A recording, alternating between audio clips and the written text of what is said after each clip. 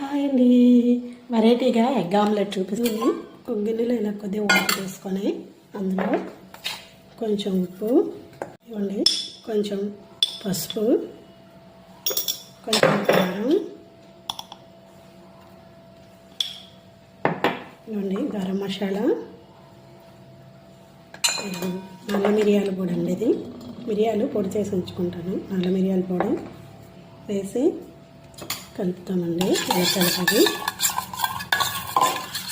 ఇదిగోండి, ఇందులో 2 ఎగ్గులు వేసుకుంటామండి.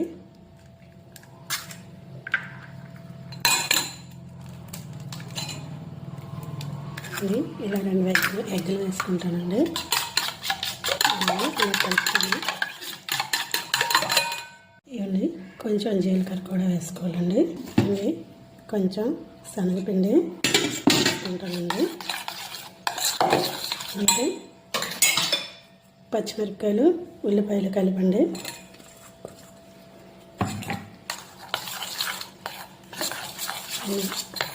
కలిపిసుకోవాలండి.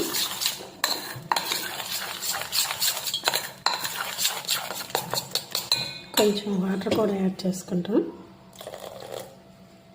కొంచెం కొత్తిమీర ఇవ్వండి. ఇది వేడిగాక కొంచెం ఆయిల్ వేసుకోండి. ఆయిల్ వేసుకొని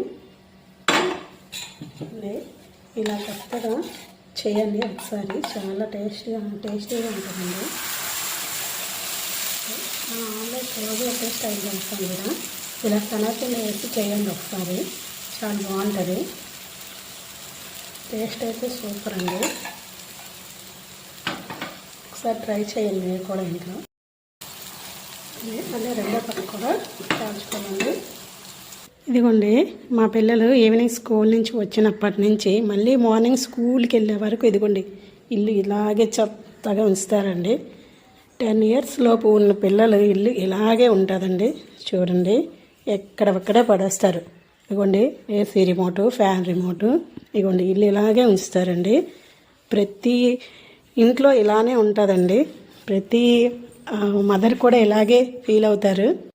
ఇదిగోండి, పిల్లలు వెళ్ళాక నేను ఇలా సర్దుకుంటానండి నీట్గా.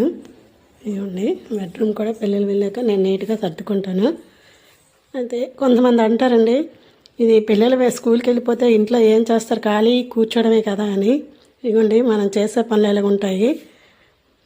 అదే మా తెలుగు సారు డిగ్రీలో అన్నట్లు, పిల్లలు స్కూల్కి వెళ్ళిపోయిన తర్వాత ఖాళీ కూర్చొని కాళ్ళ మీద రోలు వేసుకొని కూర్చుంటామండి. కాళ్ళ మీద రోలు ఎవరైనా వేసుకొని కూర్చోగలరండి. ఆమ్లెట్ టేస్ట్ అయితే సూపర్ ఉందండి. ఒకసారి ట్రై